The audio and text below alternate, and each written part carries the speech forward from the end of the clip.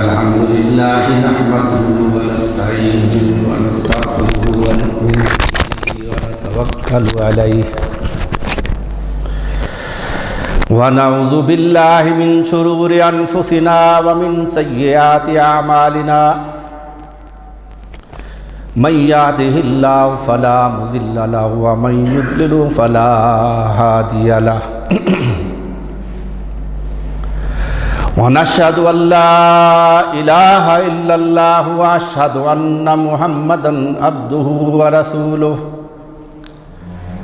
صلى الله تعالى على حبيب خير خلقه محمد وآله وأصحابه أجمعين أما بعد فأعوذ بالله من الشيطان الرجيم بسم الله الرحمن الرحيم قل إن صلاتي ونسكي ومحياي ومماتي لله رب العالمين وقال النبي صلى الله عليه وسلم أصحابي كالنجوم بأيهم اقتديتم اهتديتم صدق الله مولانا العظيم. محترم بزرگوں، دوستوں، عزیزوں، میں نے آپ کے سامنے قرآن مجید کی ایک چھوٹی سی آیت تلاوت کی ہے جس میں اللہ تبارک و تعالی ارشاد فرماتے ہیں قل ان صلاتی، اے ابراہیم کہہ دیجئے کہ میری نماز و نسکی میری قربانی و محیایا و مماتی میرا جینا اور میرا مرنا للہ رب العالمین اللہ کی رضا کی خاطر ہے.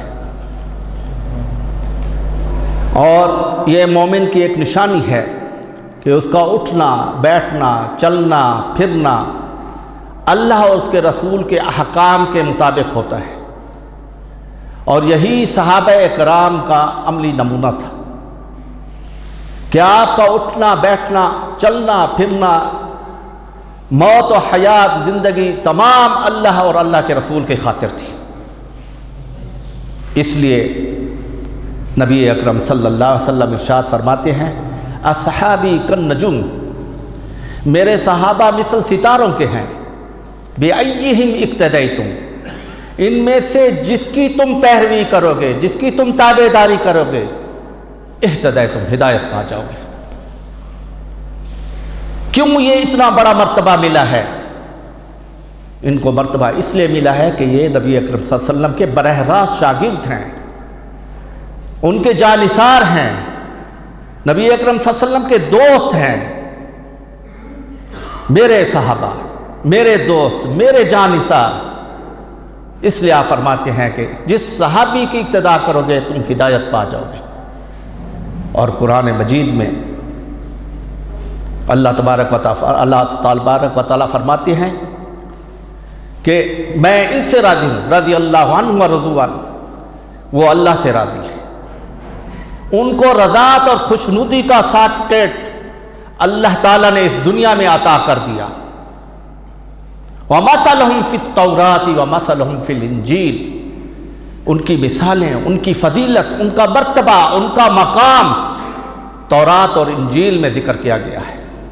مَثَلُهُمْ فِي التَّوْرَاةِ وَمَثَلُهُمْ فِي الْإِنْجِيلِ. جب حضرت موسیٰ علیہ السلام نے صحابہ اکرام کا مقام اور مرتبہ تورات اور انجیل میں دیکھا تو اللہ تبارک و تعالیٰ سے عرض کی کہ یا اللہ، ایسی بلند مرتبے والی امت، ایسے مقام والی امت مجھے عطا فرما. تو اللہ تبارک و تعالیٰ نے ارشاد فرمایا کہ اے موسیٰ، یہ امت سید الانبیاء، امام الانبیاء حضور اکرم صلی اللہ علیہ وسلم کی امت ہے، میں نے اس کو دی ہے. حضرت موسیٰ علیہ السلام نے فرمایا کہ اے اللہ تعالیٰ پھر مجھے اس امت میں شامل کر دے.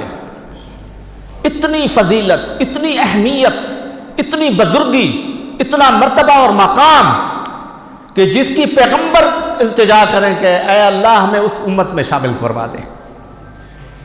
یہ ان کا مقام تھا، یعنی کہ شروع سے لے کر، ازل سے لے کر ابد تک ان کا مقام ہے، قیامت تک ان کا مرتبہ رہے گا.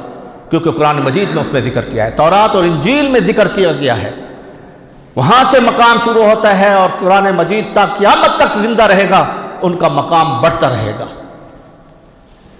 وجہ کیا تھی؟ کہ انہوں نے براہ راست نبی اکرم صلی اللہ علیہ وسلم، صحابی کہتے اس کو ہیں جس نے نبی اکرم صلی اللہ علیہ وسلم کے چہرے انور کو ایمان کی حالت میں زیارت کی ہو، ان کا فرمان سنا ہو، ان سے تعلیم حاصل کی ہو، وَيُزَكِّيهِمْ وَيُعَلِّمُهُمُ الْكِتَابَ، صحابی وہ ہے جس کو خود پیغمبر صلی اللہ علیہ وسلم نے پاک اور پاکیزہ کیا، ان کو قرآن و حکمت کی تعلیم دی۔ صحابی کا مقام یہ ہے کہ وہ انہوں نے براہ راست نور نبوت سے علم حاصل کیا، ان کی تربیت کرنے والے اللہ تبارک و تعالیٰ خود ہیں، نبی اکرم صلی اللہ علیہ وسلم ہیں، ان کی تربیت کرنے والے ہیں، ان کا مقام ہے، ان کا مرتبہ ہے۔ حدیث شریف میں ہے کہ جس نے مجھے دیکھا ایمان کی حالت میں اس پر جہنم کی آگ حرام ہے، اور جس نے میرے دیکھنے والے کو دیکھا اس پر بھی جہنم کی آگ حرام ہے۔ اب آپ بتائیں جی، صحابہ کا مقام، پھر اتنا مرتبہ صحابہ کا مقام ہے کہ حدیث شریف میں ہے کہ اگر ایک صحابی ایک مٹھی جو کی اللہ کی راہ میں خیرات کرتا ہے اور اس کے مقابلے میں ایک غیر صحابی ایک اونٹ پہاڑ جتنا سونا اللہ کی راہ میں خرچ کرتا ہے، وہ اس کے مرتبے اور مقام کو وہ مٹھی جو کے برابر نہیں ہو سکتا۔ یہ اس کا مقام ہے کہ ایک صحابی کیوں اتنا بڑا مرتبہ کیوں دیا گیا کہ میرے صحابہ ہیں، میرے جانثار ہیں، میرے شہدائی ہیں، میرے یار ہیں، میرے دوست ہیں، اس لیے مرتبہ ہے کہ وہ ایک مٹھی جو کی اللہ کی راہ میں خرچ کرے، صدقہ دیں، اور اس کے مقابلے میں ایک غیر صحابی ایک اونٹ پہاڑ جتنا سونا، اور پہاڑ کا کوئی وزن ہو سکتا ہے، اس کا کوئی پیمانہ ہو سکتا ہے، تول ہو سکتا ہے، ایک اونٹ پہاڑ جتنا سونا اللہ کی راہ میں خرچ کرے، لیکن وہ صحابی کے مقام کے ایک مٹھی جو کے برابر نہیں ہو سکتا، کیونکہ وہ میرے صحابی ہیں، ان کو میرے ساتھ نسبت ہے، میں نے ان کو پاک پاکیزہ کیا ہے، میری زیارت کی ہے۔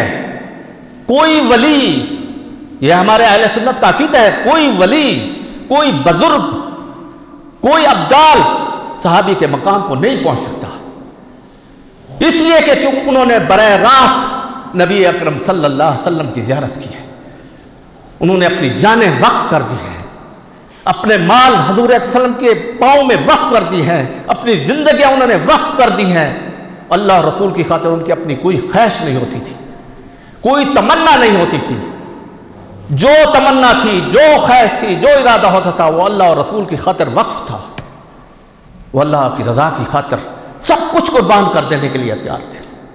یہ ہے صحابی کا مقام۔ کہتے ہیں صحابی، اس لیے تو اللہ تعالیٰ نے کہا ان کا مقام۔ صحابہ دیکھتے تھے کہ ایک چیز وہ اپنی آنکھوں سے دیکھتے تھے اور وہ اس پر یقین نہیں کرتے تھے کہ شاید اللہ اور رسول کچھ اور کہلوانا چاہتے ہوں، اپنی آنکھوں سے دیکھتے تھے اور اس کو یقین نہیں کرتے تھے۔ حدیث شریف میں ہے حجۃ الوداع کے موقع پر نبی اکرم صلی اللہ علیہ وسلم نے صحابہ کو جمع فرمایا اور آپ نے فرمایا، میرے صحابہ بتاؤ ایّ یوم ھذا، اے میرے صحابہ، اے میرے دوستوں، اے میرے جانثاروں، بتاؤ آج کون سا دن ہے؟ حجۃ الوداع کا دن تھا، 9 ذی الحجہ تھی، حج کا دن تھا۔ آپ فرماتے ایّ یوم ھذا، آج کون سا دن ہے؟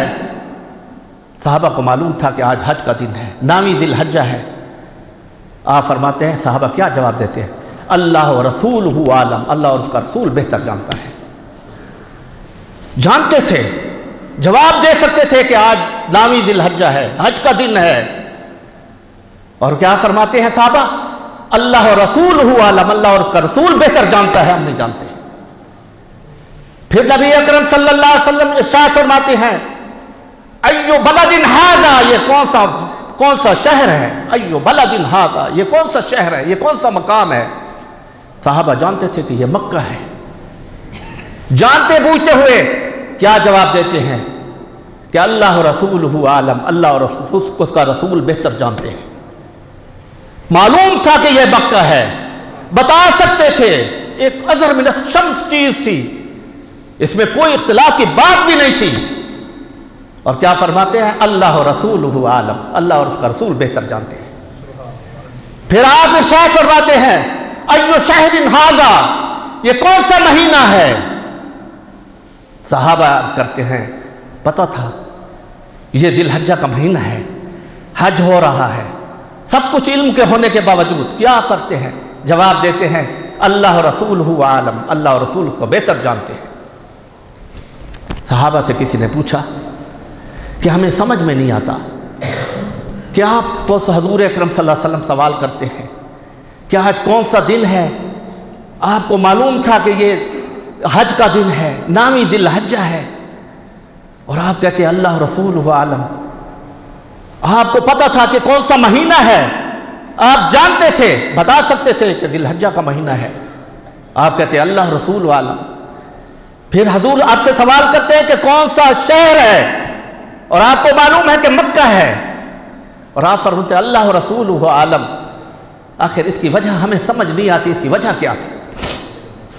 تو صحابی عرض کرتے ہیں کہ اس دن جب نبی اکرم صلی اللہ علیہ وسلم نے ہم سے سوال کیا ایو یوم ھذا، کہ آج کون سا دن ہے، ہمیں معلوم تھا کہ آج نامی ذی الحجہ ہے، لیکن اگر اللہ رسول بتا دیتے کہ نامی ذی الحجہ نہیں ہے، 14ویں ذی الحجہ ہے، 15ویں ذی الحجہ ہے، ہم کہتے ہیں ہماری آنکھ غلط سوچ سکتی ہے، ہم غلط دیکھ سکتی ہے، ہماری سوچ غلط ہو سکتی ہے، ہماری عقل غلط سوچ سکتی ہے، لیکن اللہ اور رسول غلط نہیں کہہ سکتے۔ اگر وہ کہتے یہ 15ویں ذی الحجہ ہے تو ہم کہتے ہیں 15ویں ذی الحجہ ہے، ہم ان کا آمنا و صدقنا کہتے ہیں، صدقت یا رسول اللہ۔ جب انہوں نے فرمایا کہ ھذا، یہ کون سا شہر ہے، ہم جانتے تھے مکہ تھا، لیکن اللہ اور رسول اس وقت اگر فرما دیتے کہ یہ مکہ نہیں ہے مدینہ ہے، تو ہم کہتے ہیں ہماری آنکھیں غلط دیکھ سکتی ہیں، ہماری سوچ غلط ہو سکتی ہے، ہماری سمجھ اور سوچ غلط ہو سکتی ہے، لیکن اللہ اور رسول غلط نہیں ہو سکتے۔ وہ کہتے ہیں مدینہ ہے، ہم کہتے ہیں مدینہ ہے۔ یہ صحابہ کا مقام ہے۔ اور آپ نے فرمایا کہ آج کون سا مہینہ ہے، ہمیں پتا تھا ذی الحجہ کا مہینہ ہے۔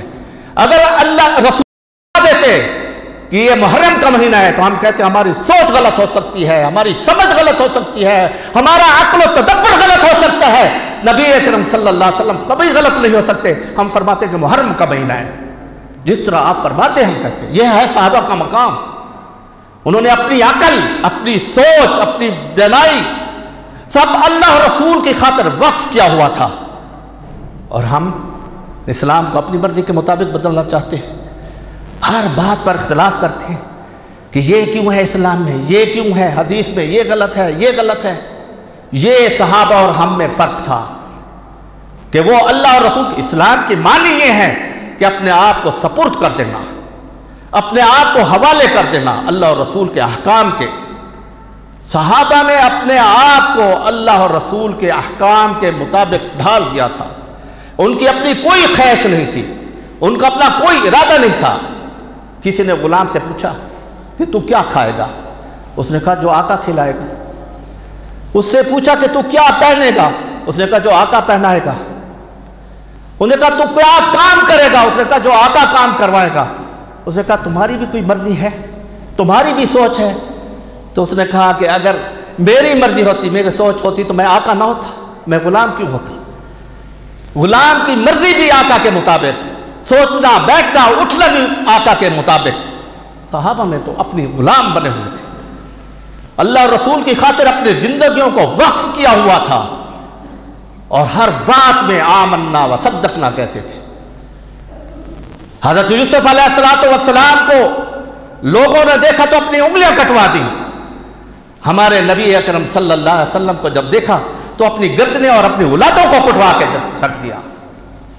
یہ فرق ہے کہ نبی اکرم صلی اللہ علیہ وسلم کا مقام صحابہ سے پوچھی، وہ صحابہ جنہوں نے اپنی سوچ، اپنی عقل، اپنی بصیرت سب کچھ نبی اکرم صلی اللہ علیہ وسلم کے قدموں میں ڈال دی تھی، ان کی اپنی کوئی سوچ نہیں تھی، سب کچھ اللہ رسول جو حکم کرتے تھے اس کے مطابق چلتے تھے۔ ایک صحابی ہے हल चला रहे थे। उनको किसी ने बताया कि नबी अकरम सल्लल्लाहु अलैहि वसल्लम इस दुनिया से रुखसत हो चुके हैं, वो इस दुनिया से तशरीफ ले गए हैं। वो जो ही हल चला रहे थे, हल चलाना छोड़ दिया और बाहर निकल आए। आसमान की तरफ निगाह की, हाथ उठाए कि अल्लाह ये आंखें मेरी इसलिए थी कि मैं तेरे नबी का दीदार करूं। ऐ अल्लाह ये मेरे कान इसलिए थे कि मैं तेरे नबी के फरमान और हुक्म को सुनूं। ऐ अल्लाह जब नबी अकरम सल्लल्लाहु अलैहि वसल्लम इस दुनिया से तशरीफ ले गए, मुझे अब इस आंखों की जरूरत नहीं है, इन कानों की जरूरत नहीं है। मैं ना अब किसी को देखना चाहता हूं, न किसी की कोई बात सुनना चाहता हूं। ऐ अल्लाह मुझसे ये आंखें ले ले, ये मेरी बेनाई और सुनवाई खत्म कर दे। उसी वक्त उनकी दुआ कबूल होती है और आंखें भी चली जाती हैं और सुनवाई भी खत्म हो जाती है। उनकी जिंदगी का मकसद ये था कि जो चीज़ हो, नबी अकरम की आंखें हैं तो नबी अकरम की ज़ियारत के लिए मसरफ उनका ये था, आंखों का, कि उनकी आंखों का मसरफ ये है कि अगर देखें तो नबी अकरम सल्लल्लाहु अलैहि वसल्लम के चेहरे अनवर को देखें, अगर सुने कोई बात तो हज़ूर सल्लल्लाहु अलैहि वसल्लम की हदीस और कुरान को सुने। वयुज़क्कीहिम वयुअल्लिमुहुमुल किताब वल हिक्मा, मेरे सहाबा मैंने इनको पाक पाकीज़ा किया है, इनकी तालीम और तरबियत की है, ये मेरे दोस्त हैं, मेरे जानिसार हैं, मेरे शेदाई हैं। हज़रत अबू बकर सिद्दीक कौन है? नबी अकरम सल्लल्लाहु अलैहि वसल्लम फरमाते हैं जिहाद के लिए चंदा चाहिए। हज़रत अबू बकर सिद्दीक रज़ी अल्लाह ताला अन्हु जब घर में जाते हैं, सारा माल इकट्ठा करते हैं, यहां तक कि सुई तक घर में सबको इकट्ठा करके और फिर झाड़ू देते हैं कि कोई चीज़ रह न जाए। घर में झाड़ू देकर सब कुछ उठाकर नबी अकरम सल्लल्लाहु अलैहि वसल्लम के कदमों में डाल दिया। हज़ूर अकरम सल्लल्लाहु अलैहि वसल्लम ने जब देखा, फरमाते हैं ऐ अबू बकर सिद्दीक, घर में बाल बच्चों के लिए भी कुछ छोड़ा है? फरमाते हैं परवाना को चिराग है, बुलबुल को फूल बस, सिद्दीक के लिए अल्लाह का रसूल बस। सब कुछ कुर्बान किया, कदमों में डाल दिया, बच्चों की जरूरत नहीं, किसी की जरूरत नहीं। सहाबा का ये मकाम था कि अपनी जिंदगियों को वक्फ कर दिया था अल्लाह और रसूल की रजा की खातिर। सब कुछ वो अल्लाह और रसूल की रजा की खातिर करते थे। उनका अपना कोई मकसद नहीं था, उनके इखलास नफ्स था, हर अमल में इखलास था। हज़रत अली करमल्लाहु वजहू जंग बदर में होते हैं, ग़ज़वा बदर में है, अबू जहल के साथ लड़ाई होती है, आप उस पर काबू पा लेते हैं, उसको गिरा देते हैं, तलवार हाथ में है, आप उसके सीने पर बैठे हुए हैं कि उसकी गर्दन उड़ाएं। अबू जहल से और तो कुछ न बन पड़ा, उसने वो आप पर थूक दिया। जो ही आप पर थूका, हज़रत अली करमल्लाहु वजहू उसको छोड़कर एक साइड पे खड़े हो गए। अबू जहल कहता है ऐ अली, मैंने तो तुम्हें बड़ा दाना समझा था, बड़ा अक्लमंद समझा था, बड़ा तदब्बर वाला समझा था, और तुमने मुझ पर काबू पा लिया।